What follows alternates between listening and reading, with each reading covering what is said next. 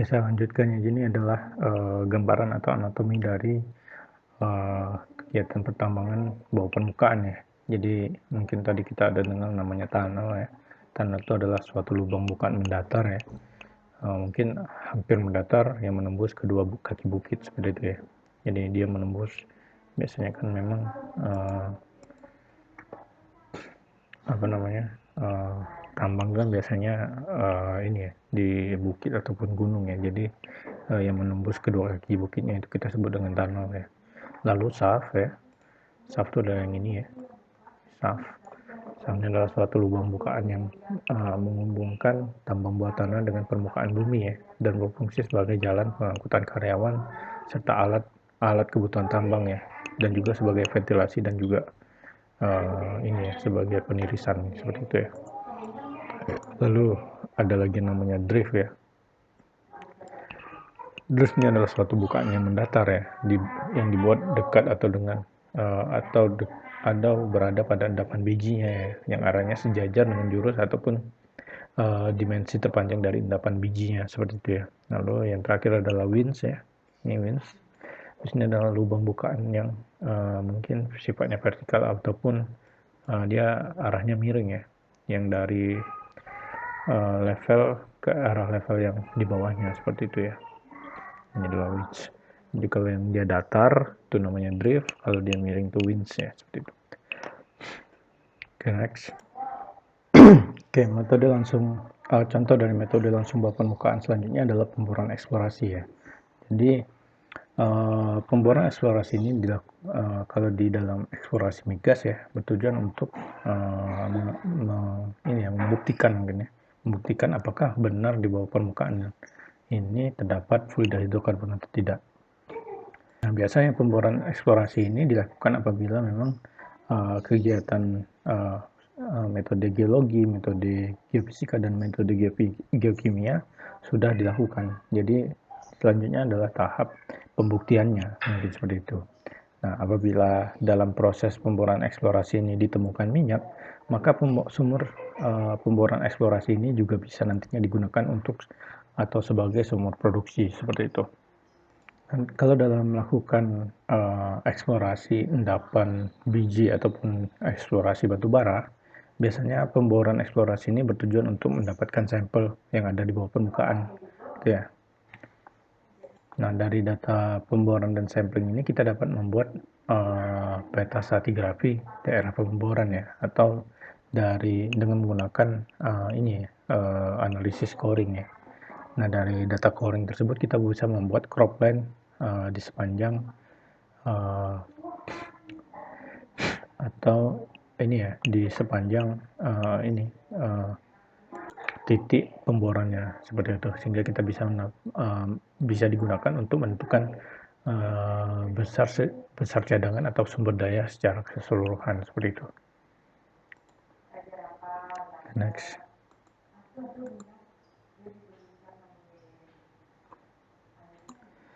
Oke, selanjutnya adalah metode eksplorasi tidak langsung ya. Jadi metode eksplorasi tidak langsung ini adalah suatu metode eksplorasi yang tidak berhubungan langsung dengan kondisi permukaan atau bawah permukaan. Jadi memang kita kita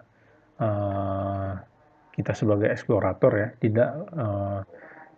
tidak kontak fisik ataupun visual dengan si objek yang akan kita teliti seperti itu ya.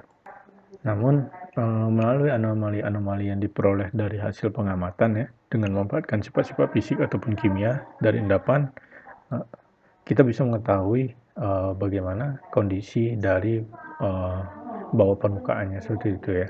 Nah, beberapa metode eksplorasi tidak langsung ini terdiri dari metode tidak langsung secara geofisika dan juga metode tidak langsung secara geokimia seperti itu.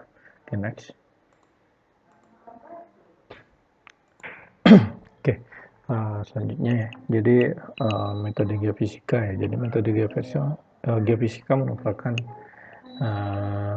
suatu disiplin ilmu atau juga metode untuk memperkirakan lokasi dari akumulasi bahan tambang ataupun fluida hidrokarbon dengan cara pengukuran besaran-besaran fisik batuan di bawah permukaan bumi seperti itu ya. Nah, metode yang dapat dilakukan eksplorasi geofisika antaranya adalah metode magnetik, lalu metode gravitasi ya atau gaya berat, lalu seismik yang terdiri dari cara refraksi dan refleksi, dan juga metode geolistik atau metode resistivity seperti itu ya. Next. Nah, yang pertama adalah metode magnetik ya, atau metode kemagnetan ya. Nah, metode magnetik ini merupakan salah satu metode geofisika yang didasarkan pada pengukuran variasi intensitas medan magnet ya yang ada di permukaan bumi. Nah, metode magnetik umumnya digunakan untuk mengetahui sifat magnet suatu batuan serta untuk mengetahui struktur geologi bawah permukaan berdasarkan anomali medan magnetnya. Nah, arah dari medan magnet dinyatakan dengan dalam cara-cara yang sudah lazim ya, sedangkan intensitas dinyatakan dalam apa yang disebut dengan gamma. Nah, variasi intensitas medan magnet diukur menggunakan alat yang namanya magnetometer ya. Biji yang mengandung mineral magnetik akan menimbulkan efek langsung pada peralatan sehingga dengan segera dapat kita ketahui seperti itu ya. Nah, ini adalah contoh pembacaan dari instrumen magnetik seperti itu ya. Ini adalah grafik yang menunjukkan tingkat kemagnetan ya atau susceptibility dari tiap litologi ya. Nah, kalau kita lihat pada batuan beku dan juga batuan metamorf ya, batuan beku basic yang paling tinggi mana ya, memang pembacaan nilai magnetiknya relatif tinggi di ketiga batuan ini ya, dimana yang paling tinggi adalah batuan basah, lalu diikuti dengan batuan beku asam dan juga batuan metamorf ya, mana range-nya antara 0 sampai dengan 773 seperti itu ya. Nah, untuk batuan shell, sandstone dan juga batuan gamping ya, dia memiliki tingkat kemagnetan yang rendah seperti itu ya. Oleh karena itu dalam eksplorasi migas biasanya metode magnetik ini juga bisa digunakan untuk menentukan kedalaman dari batuan basement seperti itu ya.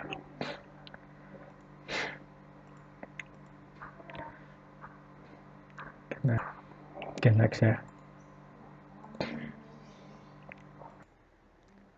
Nah, metode eksplorasi dengan magnetik ini sangat berguna dalam pencarian sasaran eksplorasi sebagai berikut ya. Contohnya yang pertama adalah mencari endapan placer magnetit pada endapan sungai, yang kedua mencari deposit biji besi magnetik di bawah permukaan, yang ketiga mencari biji sulfida yang kebetulan mengandung mineral magnetik sebagai mineral ikutan ya, dan yang keempat intrusi batuan basah dapat diketahui kalau kebetulan mengandung mineral magnetik seperti itu ya. Dan juga metode magnetik ini sangat umum ya, atau biasanya digunakan dalam eksplorasi awal panas bumi ya. Hal ini dikarenakan nilai kemagnetan batuan pada daerah panas bumi ini dia memiliki keunikan tersendiri ya akibat sumber panas yang terus menginduksi batuan pada batuan di daerah tersebut seperti itu ya. Nah, survei geomagnet ini biasanya digunakan untuk menentukan keberadaan sumber panas dan juga struktur bawah permukaan yang ada di lingkungan daerah panas bumi seperti itu ya. Lalu metode geofisika yang kedua adalah metode gravitasi ya, dimana metode gravitasi ini biasanya digunakan untuk survei awal dalam kegiatan eksplorasi ya, dimana umumnya digunakan dalam kegiatan eksplorasi migas. Ya, ini digunakan untuk menentukan apakah di bawah permukaan ini terdapat struktur yang dianggap sebagai oil trap ya, atau berupa struktur berupa anticline ataupun syncline seperti itu ya.